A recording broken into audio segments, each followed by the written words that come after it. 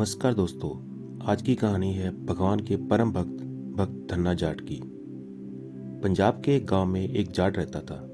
उसके लड़के का नाम था धनी राम, परंतु गांव वाले उसे धन्ना नाम से पुकारने लगे। जब धन्ना 12 साल का हुआ तब उसके पिता स्वर्ग पधार गए। माता के साथ वह घर में अकेला रह गया। एक दिन शाम को कोई राहगीर पंडित धन्ना की चौपाल में ठहर गया। प्रातः उसने स्नान किया और शालिग्राम जी का पूजन किया, प्रसाद चढ़ाया, तब धन्ना को भी प्रसाद दिया। तब वह बोला, पिंडी जी महाराज, अपने ठाकुर जी को मुझे देते जाओ। क्यों? आश्चर्य के साथ पंडित जी ने प्रश्न किया। अरे मैं आपकी तरह मैं भी पूजन किया करूंगा, वो बालक बोला। तो पंडित जी बोले, अभी तुम बहुत छोटे हो। तो लड़का बोला, तो क्या छोटे लड़कों की पूजा क्या ठाकुर जी मंजूर नहीं करते? पंडित जी बोले, नहीं, ये बात तो नहीं है। तो लड़का बोला, ध्रुव प्रहलाद भी तो लड़के थे, उनकी पूजा तो ठाकुर जी ने खूब मंजूर की थी। तब मुझे ठाकुर जी देते जाओ, नहीं तो आपको जाने नहीं दूंगा। बालक धन्ना ने हठ पकड़ लिया। फिर बाल हठ तो प्रसिद्ध है। तब पंडित जी ने विचार किया कि लड़का हठ नहीं छोड़ेगा। उधर अपने ठाकुर जी को वे दे नहीं सकते थे। कुछ सोच विचार कर झोले से एक लंबा भंग घुटना निकाला जो काले पत्थर का बना हुआ था। सोचा कि यही लेकर बला डालनी चाहिए। भंग घोटने के लिए हम कहीं से दूसरा भंग घुटना 2-4 आने में खरीद लेंगे। नहीं मानते हो तो लो, कहकर पंडित जी ने वे काला भंग घुटना धन्ना को पकड़ा दिया। धन्ना बहुत खुश हुआ, बोला, मेरे ठाकुर जी तो तुम्हारे ठाकुर जी से बहुत बड़े हैं। अरे हाँ हाँ, बड़े ठाकुर जी बड़ा फायदा पहुंचाते हैं, इनकी पूजा कैसे करूंगा? तब पंडित जी ने बोला कि स्नान करके इनको भी स्नान कराना, 5 फूल चढ़ाना, जब रोटी खाओ तब थाली इनके सामने रखकर कहना, भगवान जी भोग लगाओ, उसके बाद तुम भोजन करना। लड़के को इस प्रकार झांसा देकर पंडित जी चले गए। जब दोपहरी हुई तब धन्ना ने खेत पर से लौटकर स्नान किया। ठाकुर जी को उसने अपने कोठे के एक आले में रख दिया था, उनको भी स्नान कराया। 5 फूल वे खेतों से ले आया था। तब तक माता ने उसे आवाज दी, वो थाली में 2 बाजरे के टिक्का रख दिए। धन्ना थाली लेकर कोठे में पहुंचा। उसने उस भंग घुटना के सामने थाली रख दी, 1 लोटा भरकर पानी रख दिया और कहा, भगवान भोग लगाओ। थोड़ी थोड़ी देर बाद वह उठकर देखता था कि थोड़ी बहुत रोटी कम हुई या नहीं, मगर रोटी कम होने का कारण तो कोई था ही नहीं। जब भगवान ने धन्ने की बाजरे की डबल रोटी नहीं चखी तब धन्ना आ गया अपने जाटपने पर। तब धन्ना बोला, जब तक तुम रोटी थोड़ी बहुत नहीं निगलोगे तब तक मैं भी कुछ नहीं खाऊंगा। उस दिन वह निराहार रहा। दूसरे दिन भी रोटी लाया, परंतु भंग घुटने ने रोटी नहीं खाई, धन्ना ने भी नहीं खाई। इस प्रकार 7 दिन गुजर गए। वह रोटी शाम को धन्ना अपनी भैंस को खिला देता था। उसकी माता जानती थी कि कोठरी में बैठकर वह रोटी खा लेता है। 8वें दिन जैसे ही थाली आई त्यों ही विष्णु भगवान जी एक बालक का रूप बनाकर प्रकट हो गए। उन्होंने देखा कि धन्ना प्राण छोड़ देगा परंतु हट नहीं छोड़ेगा। वाह भगवान वाह, पंडित जी की जुदाई का इतना सदमा गुजरा कि 7 दिन कोर नहीं तोड़ा। धन्ना ने कहा, अरे नहीं धन्ना, मेरे सिर में दर्द था, कहकर भगवान बाजरे के एक टिक्कर से जुट गए। भगवान का स्वभाव है कि वो मूर्ख पर प्रसन्न रहते हैं और पढ़े लिखे से 3.5 कोस दूर। इसका कारण यह नहीं है कि भगवान भी मूर्ख हैं। बात यह है कि शिक्षित लोगों के सिर पर 3 भूत सवार हो जाते हैं, एक शंका, तर्क और आलोचना। वे तीनों भूत भक्ति, ज्ञान और निश्चय को अपने समीप नहीं आने देते। उधर भगवान रहते हैं दृढ़ विश्वास के मंदिर में। तर्क और विश्वास में वही संबंध है जो केले के वृक्ष में और बबल के पेड़ में। जब भगवान ने एक रोटी उड़ा दी तब धन्ना बोला, अरे बस बस बस, एक रोटी मेरे लिए भी तो छोड़ो। मेरी माता इतनी गरीब है कि मुझे 2 रोटी से ज्यादा नहीं दे सकती। इतना कहकर मासूम लड़के ने थाली अपनी तरफ खिसका ली। पढ़े लिखे लोग ना तो मासूम बन सकते हैं और ना भगवान को पा सकते हैं। भगवान बैठे थे और धन्ना रोटी खा रहा था। पानी पीकर धन्ना ने कहा, अब बैठे क्यों हो, जाते क्यों नहीं? कल फिर इसी समय रोटी मिलेगी। तब भगवान ने कहा, मैं तुम पर बहुत खुश हूं धन्ना, कुछ मांगो। क्योंकि भगवान मासूमियत पर आशिक हो जाते हैं। सरलता के सागर में ही भगवान शयन करते हैं। कुछ सोच समझकर धन्ना ने कहा कि मैं अभी लड़का हूँ, खेती के काम के लिए एक ऐसा नौकर दीजिए कि जो रोटी खाने के अलावा कुछ तनख्वाह ना मांगे। ऐसा नौकर तो मैं ही हो सकता हूँ, मन में भगवान ने सोचा।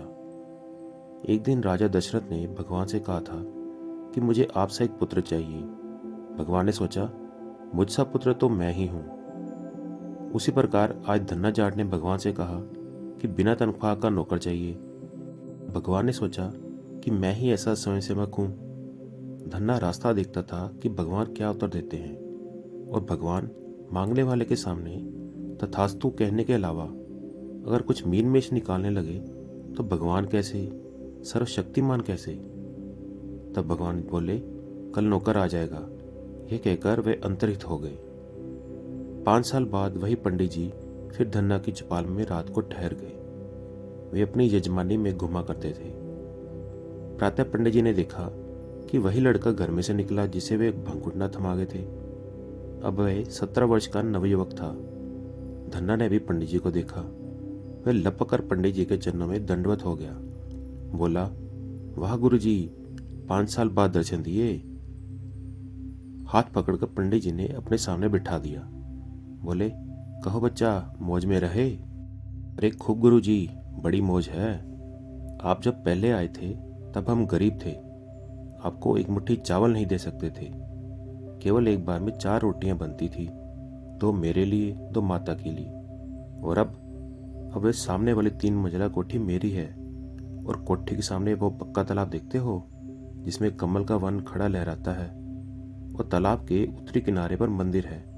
उसी में वे भगवान बैठे हैं जो आप मुझे देकर गए थे। तब पंडित जी बोले, तो ये सब हुआ कैसे? तो लड़का बोला, रुपया, पैसा, अनाज, पानी, दूध, दही की नदियां बह रही हैं। पंडित बोले, अरे आखिर कैसे? लड़का फिर बोला, उस समय 5 बीघा बंजर जमीन थी, अब 50 बीघा उपजाऊ जमीन का मालिक हूं। पंडित जी फिर बोले, अरे मगर ये सब हुआ कैसे? लड़का फिर बोला, 5 भैंसे, 116 गाय, एक घोड़ी थान पर बंधी पिछाड़ी पटका करती है। पंडित जी फिर बोले, अरे आखिर ये छप्पड़ फटा कैसे? तब लड़का बोला, आपकी कृपा से गुरुदेव, कहकर धन्ना ने उनके चरण पकड़ लिए। तब पंडित जी बोले, अगर मेरे पास कृपा होती तो मैं अपने ही ऊपर कृपा ना कर लेता। तब लड़का बोला, आपने जो ठाकुर जी दिए थे ना, उन्होंने मेरी डूबती नैया किनारे से लगा दी। पंडित जी ने हैरान परेशान होते हुए पूछा, अरे कैसे हुआ, क्या हुआ, सब सही सही समाचार मुझे सुनाओ। तब लड़का बोला, आप जो ठाकुर जी देकर गए थे, वे 7 दिन आपकी जुदाई में इतने गमहीन रहे कि एक टुकड़ा भी ना तोड़ा। तो मैंने भी कुछ नहीं खाया, खाता कैसे? आपने ही तो कहा था कि भगवान को खिलाकर खाना।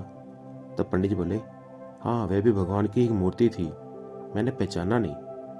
पंडित जी का तर्क हवा खाने चला गया। पास का समीर शरीर में आ लगा। तब लड़का बोला, तो गुरुजी, 8वें दिन भगवान आए, एक पनपत खा गए, न जाने कितने दिनों के भूखे थे वे। मैं रोक ना देता तो दूसरा टिक्कड़ भी बचता नहीं। तो पंडित जी बोले, क्या सचमुच कोई आया था रे? पंडित जी का गला शंकासुर ने आ दबाया। आया था? वे कहीं गए ही नहीं। तो पंडित जी बोले, कहाँ है? अरे खेतों पर काम करते हैं। पंडित जी फिर बोले, काम करते हैं? लड़का बोला, अरे नौकर बनकर भगवाना नाम है। पंडित जी बोले, अरे भगवाना, नौकर, क्या भांग पीकर बैठा है? तो लड़का बोला, क्या गुरुजी, तुमको भी दिन में क्या सूझता नहीं है क्या? अरे उसी भगवान ने 5 साल में मुझे राजा बना दिया है। पंडित जी बोले, कहीं से धन ला कर दिया था? लड़का बोला, नहीं जी, खेती की विद्या में वे मिडिल पास है, अब जान लिया कि पृथ्वी ही सोना उगलती है। तब पंडित जी बोले, अच्छा तुम मुझे भी दिखलाओ, आज मैं कहीं नहीं जाऊंगा, तुम्हारे भगवान को देखूंगा। पंडित जी ने जो आसन बांध लिया था उसे खोल डाला और बोले, क्यों रे धन्ना, तुम खोल तो नहीं कर रहा? पंडित जी बोले, शंका, तर्क और आलोचना के तीनों भूत पंडित जी से चिपक गए थे। तब लड़का बोला, आप नहीं मानते हैं तो चले जाओ कुएं पर, वह चर्चा चला रहा होगा। धन्ना ने कहा। नंगे पैर पंडित जी भागे। गांव के बाहर जाकर देखा कि कुएं पर पुर जरूर चल रहा है, परंतु ना तो कोई बैलों को हाँक रहा है और ना कोई पानी भरा चसा थाम रहा है। दिखलाई कोई नहीं पड़ रहा, मगर काम दोनों हो रहे हैं। मानो दो अदृश्य व्यक्ति अपने अपने काम में तन्मय हैं। बड़ी देर तक अलग खड़े खड़े पंडित जी अपने तीनों भूतों से पूछते रहे कि कौन से साइंस से यह संभव है। वापस लौटकर पंडित जी ने धन्ना से कहा, कुएं पर तो कोई आदमी नहीं है। तब बालक बोला, तो वह कोल्लू के लिए झांकर इकट्ठी करने जंगल गया होगा। पंडित जी बोले, क्या रस वाला कोल्लू? तो लड़का बोला, हाँ गुरुजी, वहाँ जाइए, खूब तनकर रस पीजिए। गर्मा गर्म मिठाई इतनी अच्छी लगती है कि शहर की बर्फी क्या चीज़। और कोल्लू वालों से पूछना कि भगवाना कहाँ है। खोजते खोजते पंडित जी जंगल में गए। देखा कि उड़ उड़कर झांकर अपने आप एक जगह जमा हुए और फिर वे अपने आप कोल्लू की तरफ उड़ चले। पंडित जी ने अपने तीनों भूतों से पूछा, यह घटना कौन से साइंस से संभव हो सकती है। वापस आकर पंडित जी ने धन्ना से कहा, वह ना तो कोल्लू पर है और ना जंगल में है। तब उस बालक ने कहा, तो जरूर हल चला रहा होगा। गांव के दक्षिण में 100 कदम के फासले पर एक खेत गेहूं के लिए तैयार हो रहा है, वहीं चले जाइए। पंडित जी खेत पर दौड़े दौड़े गए। देखा कि हल जरूर चल रहा है, मगर हलवाहा कहीं कोई दिखलाई ही नहीं पड़ रहा। घबरा कर पंडित जी के तीनों भूत भाग गए। वापस आकर पंडित जी ने धन्ना के चरण पकड़ लिए। तब धन्ना बोला, अरे गुरुजी, ये क्या करते हो? तब पंडित जी बोले, मैं गुरु नहीं हूँ, गोरू हूँ। गुरु तो तुम हो धन्ना भगत, जिसकी चाकरी भगवान अनेक रूप धारण करके कर रहे हैं। जिसकी खेती में इस प्रकार का तूफानी काम होगा, वह 5 साल में अवश्य राजा हो जाएगा और 10 साल में तो महाराजा बन जाएगा। मुझे भी भगवान के दर्शन करा दो धन्ना। तब धन्ना ने कहा, तो क्या आपको आज तक भगवान का दर्शन हुआ ही नहीं? तब पंडित जी बोले, नहीं भगत जी, 7 जन्म में भी नहीं हुआ।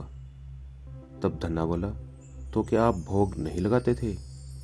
पंडित जी बोले, भोग तो लगाता था, पर वे खाते पीते कुछ नहीं थे। तब धन्ना बोला, अरे जब तक वे न खाते तो आप भी ना खाते। पंडित जी बोले, अरे यही तत्व तो इस खोपड़े में नहीं उतरा था भगत जी। तब धन्ना बोला, वह रात को 10 बजे खेती पर से यहाँ पर आता है, 2 रोटी खाकर सो जाता है, सुबह 4 बजे फिर हार में पहुँच जाता है। मैं आज तुम्हारी बात कहूँगा। गुरु गुड़ ही रहे, चेला शक्कर हो गया था। तब पंडित जी बोले, जरूर दर्शन देने की प्रार्थना करना। भगवान, आज मेरे गुरुजी आए हैं, धन्ना ने रात में कहा। भगवान ने लापरवाही से कहा, वे तुम्हारा दर्शन करना चाहते हैं। तब भगवान बोले, उसे दर्शन नहीं हो सकते। धन्ना बोला, कब दर्शन दोगे उनको? तब भगवान गुस्से में बोले, कभी नहीं। धन्ना बोला, क्यों? भगवान जी बोले, क्योंकि वे विद्वान है। तब धन्ना बोला, तुम विद्वान पर नाराज रहते हो क्या? भगवान बोले, विद्वान को देखकर मेरा 2 तोला खून सूख जाता है। धन्ना बोला, क्यों? अरे उनके अगर मगर और लेकिन के मारे। तब धन्ना बोला, अगर उसने भी रोटी खाना छोड़ दिया तो? तब भगवान हंसे और कहने लगे, उसका नाम कालीचरण पंडित है, उसका नाम धन्ना जाट नहीं है। तब धन्ना ने पूछा, तो क्या पढ़ लिखकर आदमी पागल हो जाता है? भगवान बोले, अरे ऐसा पागल जो अपने को पागल नहीं समझता, लाइलाज पागल हो जाता है। धन्ना ने कहा, अच्छा हुआ कि मैंने कभी मदरसे का मुंह नहीं देखा। तब भगवान बोले, मदरसे का मुंह देखते तुम मेरा मुंह ना देखते। तब धन्ना बोला, अगर तुम उसे दर्शन ना दोगे तो मैं भोजन करना छोड़ दूंगा। भगवान बोले, क्यों? तब धन्ना ने कहा, गुरु होकर मेरे चरण पकड़ लिए और दर्शन पाने के लिए बार बार आग्रह किया, मेरा वचन खाली जाएगा। तब भगवान बोले कि तुम्हारी खुशी के लिए 1 सेकंड के लिए दर्शन दूंगा, परंतु बात नहीं करूंगा। कह देना कि कल आधी रात को दर्शन होगा। प्रातः धन्ना ने पंडित जी से कह दिया कि आधी रात को आज भगवान जी दर्शन देंगे। पंडित जी आधी रात तक बैठे रहे। जाड़े के दिन थे। एक कमरे के द्वार बंद करके पंडित जी कंबल ओढ़े बैठे थे आधी रात हुई। पंडित जी ने देखा गदा पद्म शंख चक्र धारण किए हुए चतुर्भुज विष्णु भगवान सामने खड़े हैं। पंडित जी ने हाथ जोड़कर प्रणाम किया और जैसे ही सिर उठाया तो भगवान अंतरित हो चुके थे। प्रातःकाल हुआ, धन्ना घर से बाहर आया। तब धन्ना गुरुजी के चरण पकड़ रहा था और गुरुजी चेले के चरण पकड़ने की धुन में थे। ऐसे होते हैं भगवान और उनके भक्त। बोलो भगवान और उनके भक्त की जय। दोस्तों, अगर आपको ये कहानी अच्छी लगी तो प्लीज़ इसे लाइक कीजिए, शेयर कीजिए और मेरे चैनल को सब्सक्राइब करना ना भूलें। धन्यवाद।